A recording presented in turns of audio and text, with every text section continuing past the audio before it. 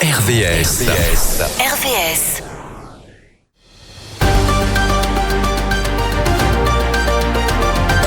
Émission spéciale élection municipale sur RVS.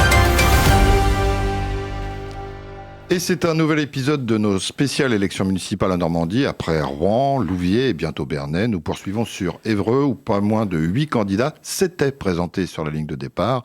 Certains d'ailleurs ne briguant pas véritablement le siège de premier magistrat de la ville, mais utilisant juste ces élections pour faire passer des messages plutôt d'ailleurs au niveau national. Ce n'est pas le cas de Michel Champredon qui conduit une liste que l'on qualifiera de divers gauche, intitulée Rassembler pour agir. C'est une liste citoyenne. Michel, bonjour. Bonjour. Vous êtes ancien maire de la ville de 2008 à 2014 et vous faites donc un retour que certains ont qualifié d'inattendu sur la scène politique locale.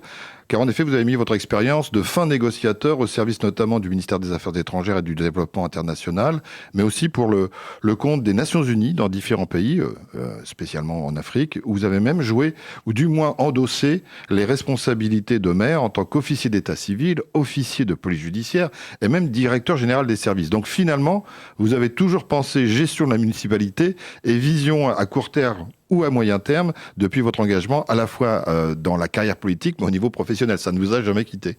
Effectivement, mon ADN, c'est la gestion publique, à quelque niveau que ce soit. Et effectivement, quand j'étais au Kosovo pour les Nations Unies, j'avais toutes ces fonctions. Bon, nous étions deux internationaux pour gérer une municipalité, en fait, remettre en place le fonctionnement d'une mairie, dans un contexte où les Serbes et les Albanais se tiraient dessus. C'était la période après la guerre en 2000, à l'époque de Bernard Kouchner. Et donc, voilà, effectivement, j'embrassais un petit peu toutes les fonctions avec mon collègue de Sainte-Lucie. D'ailleurs, moi, j'étais d'Évreux et lui de Sainte-Lucie. Vous étiez d'Évreux, et oui, parce qu'Évreux, vous connaissez un petit peu. Vous êtes arrivé à l'âge de 6 ans dans le quartier de la Madeleine et vous êtes même devenu en 1983 le Benjamin du conseil municipal de la commune, puis adjoint maire, puis plus tard maire d'Évreux et vice-président du département de l'Eure. Alors, c'est une présentation. On va la finir, si vous êtes d'accord. Est-ce que, à côté de tous ces challenges que vous avez relevés, et cette campagne qui prend du temps, est-ce que vous avez des passions, des hobbies? Est-ce que vous avez des écrivains favoris sur lesquels vous vous référez? Est-ce que vous avez des compositeurs, des chanteurs, des cinéastes particuliers? C'est juste pour vous connaître un peu mieux. Alors sur les passions, je vais vous en citer une, ou un hobby, c'est par exemple la marche. J'aime beaucoup marcher, les marches, les randonnées en montagne. Bon, j'ai fait 2 fois Saint-Jacques-de-Compostelle, en tout cas la dernière partie, bien sûr, j'ai pas tout fait. Mais donc voilà, la marche, c'est en même temps un moment d'introspection, c'est en même temps un moment sportif, c'est aussi un moment de rencontre avec les autres, c'est un moment physique, donc voilà, je peux vous citer ça. Sinon, au niveau des artistes, des peintres ou des auteurs, je peux vous citer par exemple, j'aime beaucoup Delacroix, avec son tableau sur la République guidant le peuple, qui témoigne justement d'un engagement social et républicain, mais aussi des tableaux de Claude Monet, par exemple, des tableaux par exemple sur Giverny, qui me touche beaucoup. Bon, voilà pour ce volet-là. Et vous êtes venu avec un livre. Oui, effectivement, le livre que je lis en ce moment, c'est « Que veulent les Français ?» Oui, c'est n'est-ce pas? C'est fait par la Fondation Jean Jaurès. Et en fait, c'est une analyse thème par thème de l'opinion publique dans tous ces États, où en fait on analyse un petit peu où en est la société française par rapport à ses fractures, par rapport à ses doutes, par rapport aux questions internationales, aux questions, on parle de la fin de vie par exemple, qui vient d'être votée à l'Assemblée nationale. Voilà, toutes ces questions qui sont analysées sur la base de grilles scientifiques. Alors, vous avez constitué une liste qu'on pourrait dire apolitique, en tout cas une liste de la société civile, des citoyennes. Vous marquez même 100% citoyennes pour séduire la population dans une nouvelle démarche. Oui, je pense qu'aujourd'hui, les partis politiques institutionnels, ceux qu'on connaît depuis des décennies, nous ont quand même globalement beaucoup déçus, que ce soit au niveau national, quand on voit ce qui se passe à l'Assemblée nationale, ou d'un point de vue global pour le pays, c'est quand même assez décevant, où on a du mal à percevoir le vrai sens de l'intérêt général. Et puis au niveau local, à Évreux, c'est un peu pareil, puisque tout ça, c'est un peu le même ADN. Et donc, c'est vrai que pour la gestion de la mairie d'Évreux, moi, je pense que rassembler des citoyens qui vraiment s'engagent, portés par le sens de l'intérêt général, s'engagent pour leur ville, leur projet, leur quartier, avec une vision partagée du développement, je pense que c'est facteur de crédibilité pour la population. Et donc, notre liste qui s'appelle Rassembler pour agir, effectivement, est une liste de la société civile que j'ai l'honneur de conduire. Avec 3 verbes que vous avez commencé à conjuguer avant l'éventuel fait de redevenir Premier magistrat, c'est protéger, réparer et raviver. Ce ne sont pas des verbes que vous avez pris au hasard. Oui, tout à fait, parce que nos concitoyens sont quand même dans une situation de déstabilisation. On a du mal à voir la société d'aujourd'hui. On est quand même la tête en bas aujourd'hui, quoi. On est dans une société qui marche sur la tête, hein. Quand on voit ce qui se passe au niveau national, au niveau international, et les doutes qu'il y a chez un certain nombre d'entre nous, ne serait-ce que par rapport à des parcours professionnels, des parcours de formation, les difficultés d'insertion, l'avancée de la pauvreté, l'avancée des communautarismes, hein, et l'avancée des fractures sociales dans nos villes, dans nos quartiers. Voilà, tout ça, ça confine quand même. Il y a quand même un climat global où la société française ne s'aime pas telle qu'elle est aujourd'hui. Moi, c'est ce que je constate et ce que j'analyse. Une société française qui doute, une société française qui a peur de l'avenir, et des relations entre les gens qui se sont quand même crispées, hein, qui sont méfiantes. Et les relations aujourd'hui entre les citoyens et leurs élus, c'est quand même singulièrement dégradé, hein. Moi, je le vois à Évreux, je fais du porte-à-porte presque tous les jours. Je veux dire, je sens bien dans l'expression des habitants, en même temps, un sentiment de colère, hein, par rapport à ce monde sur lequel on a le sentiment d'avoir moins de prise qu'avant, hein, un sentiment de dilution, hein, où finalement on tombe dans l'infiniment grand et on ne sait plus exactement quelle est la place du citoyen, et puis en même temps une insatisfaction face à l'incapacité des responsables politiques à répondre notamment aux problèmes du quotidien, hein. Quotidien, c'est la sécurité, la proximité, la propreté, la question de la qualité éducative, etc., quoi. Donc, et en même temps, je sens aussi chez beaucoup d'habitants une forme de résignation. C'est-à-dire que on ne sait plus vraiment où sont les leviers d'action, et donc du coup on finit par se dire de toute façon je ne peux plus agir. Moi je veux agir, moi je veux être dans l'action, moi je pense qu'il faut reprendre la main pour offrir une nouvelle perspective sur les politiques publiques. Parce que les élections municipales sont des moyens les plus,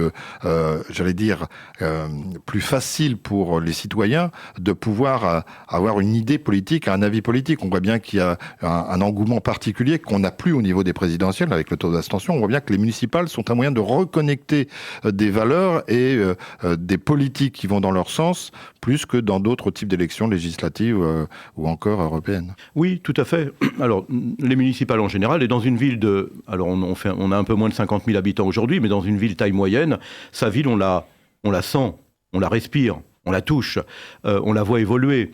Vous construisez un gymnase, vous rénovez une école, vous intervenez sur l'animation associative, vous le sentez, vous le voyez, vous avez tout de suite un retour en positif ou en négatif. Et donc ça, c'est très satisfaisant, hein, parce qu'en fait, sa ville, on peut la modeler en quelque sorte. On peut lui donner un avenir, on peut la construire avec les habitants. Et donc ça, effectivement, l'action locale est quand même tout à fait jouissive, hein, oui. Satisfaisante.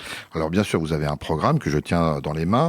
Il y a 2 couleurs, le violet mauve et puis le vert, et en très gros sont marqués, donc je les cite, hein, et vous les reprenez si vous le souhaitez, parce qu'on ne peut pas tout développer en moins de 15 minutes.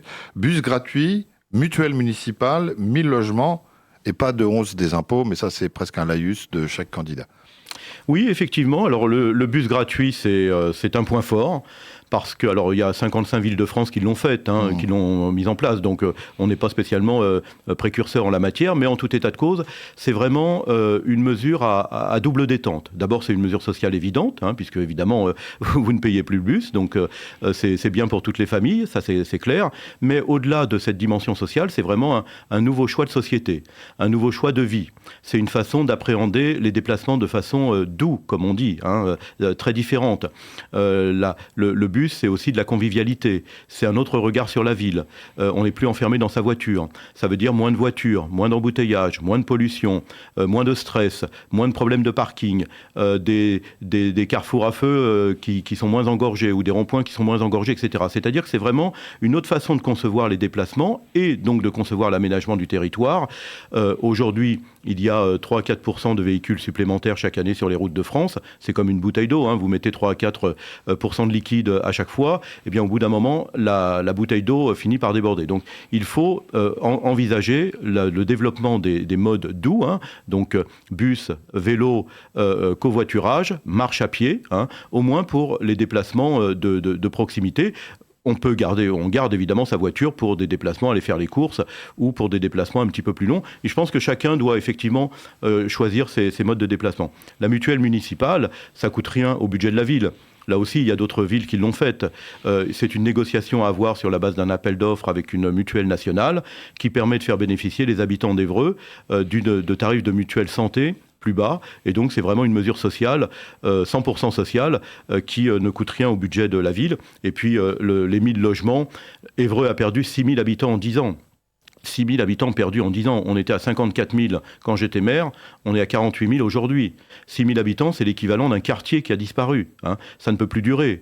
Évreux, de ce point de vue-là, témoigne d'une forme de déclin. Bon. Et donc, il faut répondre aux besoins de logement, puisqu'il y a plusieurs milliers de demandes de logement d'attente, mais il faut aussi donner de l'attractivité à la ville pour faire revenir une population. Les jeunes quittent Évreux parce qu'après le bac, il n'y a pas assez de formation d'enseignement supérieur, pas assez de débouchés professionnels, du coup, ils vont dans des grandes villes et puis ils y restent, hein. Ils reviennent à Évreux le week-end pour voir les parents. Et puis les jeunes couples ont du mal à acheter à Évreux parce que le prix du mètre carré est trop cher et puis la taxe foncière aussi. Donc du coup, ils quittent la ville et ils vont à la campagne. Il faut vraiment avoir une offre de logement qualitative, hein, énergétiquement économe en énergie, donc avec toutes les caractéristiques aujourd'hui du développement durable et puis de la maîtrise. Et là, la municipalité peut avoir son mot à dire. Oui, elle a son mot à dire à travers la politique de l'urbanisme, à travers les négociations à avoir avec les opérateurs, que ce soit des opérateurs publics comme les organismes de logement ou que ce soit des opérateurs privés. Et donc, voilà, façonner son territoire autour de la question de la transition écologique est un axe tout à fait important. Il y a la dimension sociale, la dimension transition écologique, pour aussi lutter contre les canicules et puis contre toutes les difficultés climatiques qui sont en perspective. Voilà, ça fait partie de l'ADN de cette liste Rassemblés pour agir. L'attractivité du territoire, ça passe par les commerces. Et là aussi, vous prévoyez d'en installer d'autres, des nouveaux, parce que c'est aussi ça, là, attirer. Il y a les commerces et puis le développement ou l'amplification des loisirs. Parce que pour attirer, il faut aussi qu'il y ait des loisirs qui soient à disposition des nouveaux habitants. Sur la question du commerce, quand on va à Évreux au centre-ville, on a envie de pleurer, hein. Être commerçant au centre-ville d'Évreux aujourd'hui, il faut avoir du courage. Il y a 60 boutiques fermées au centre-ville d'Évreux. C'est catastrophique, hein. Le maire actuel qui faisait des rodomontades quand il a été élu en disant « vous allez voir ce que vous allez voir », c'était une mairie de gauche, vous allez voir, nous on va gérer le centre-ville. Le centre-ville est en déclin. Il a poursuivi l'installation de surfaces commerciales à la sortie d'Évreux, ce qu'on appelle la zone du Long-Buisson, ou qu'on appelle aussi dans le vocabulaire la zone Carrefour, alors que moi j'avais bloqué justement les évaporations du centre-ville vers cette zone-là. Il a permis l'installation du village des Marques de Douin, que nous avions bloqué avec Louviers, Vernon et le département de l'Eure à l'époque, pour empêcher le village des Marques de Douin effectivement de se développer, parce que c'est un aspirateur de pouvoir d'achat et ça pénalise Louviers, Vernon et Évreux. Et puis ensuite, il n'y a pas eu d'accompagnement. Nous, ce que nous proposons, c'est d'avoir une société foncière dédiée, racheter les fonds de commerce et les murs, remettre ces commerces en location. Ça permettra de faire baisser les loyers, hein, donc on aura une maîtrise du montant du loyer, puisque les loyers sont chers à Évreux, et en plus on pourra choisir les activités. Si on veut un poissonnier, on trouvera un commerçant qui louera pour une poissonnerie. Si on veut un charcutier, on trouvera un commerçant qui fera de la charcuterie. Si on veut un droguiste, on trouvera un droguiste etc. C'est-à-dire que l'idée, c'est de recomposer une diversité commerciale au centre-ville en maîtrisant les fonds de commerce et les murs, avec un partenariat avec la Caisse des dépôts, puisque la Caisse des dépôts, dans un contrat avec l'État qui s'appelle Cœur de Ville, permettra d'alimenter le capital nécessaire. Michel, il nous reste très peu de temps. Renforcement de la vie associative, mais aussi sécurité, tout ça en 1 minute 15. La sécurité est aussi une de nos priorités, c'est même la priorité exprimée par les Hébroïciens. Aujourd'hui, il y a un manque de présence sur le terrain. Nous voulons augmenter les effectifs de la police municipale d'une dizaine d'agents publics, revoir les formations, travailler avec de la médiation de rue, parce qu'il faut en même temps faire de la prévention, en même temps de la répression avec des sanctions justes et rapides, en même temps de l'accompagnement des victimes, parce que souvent elles sont oubliées, et en même temps de la réinsertion pour éviter la récidive. Ce sont les 4 piliers de notre politique de sécurité, avec un travail de proximité qui est absolument nécessaire. Le soutien également de la vie associative pour accompagner un certain nombre de familles, notamment celles qui sont un peu dépassées par les événements. Donc voilà, c'est tout un dispositif d'ensemble qui est nécessaire dans le cadre d'un renforcement avec l'État, puisque quand même la sécurité publique, la lutte contre les trafics, c'est quand même de la compétence de l'État, et le maire n'est pas un magicien. Il peut faire des choses, il peut prendre des initiatives, il peut faire travailler les partenaires ensemble, il peut lancer la perspective et porter sur lui une vraie volonté d'agir, mais l'État a quand même aussi un certain nombre de leviers. Nous avons le Premier ministre dans le département, j'espère qu'il nous aidera à Évreux. Merci Michel Champredon d'être passé au micro d'RVS, on vous souhaite une belle fin de campagne. Merci beaucoup à vous et merci à RVS.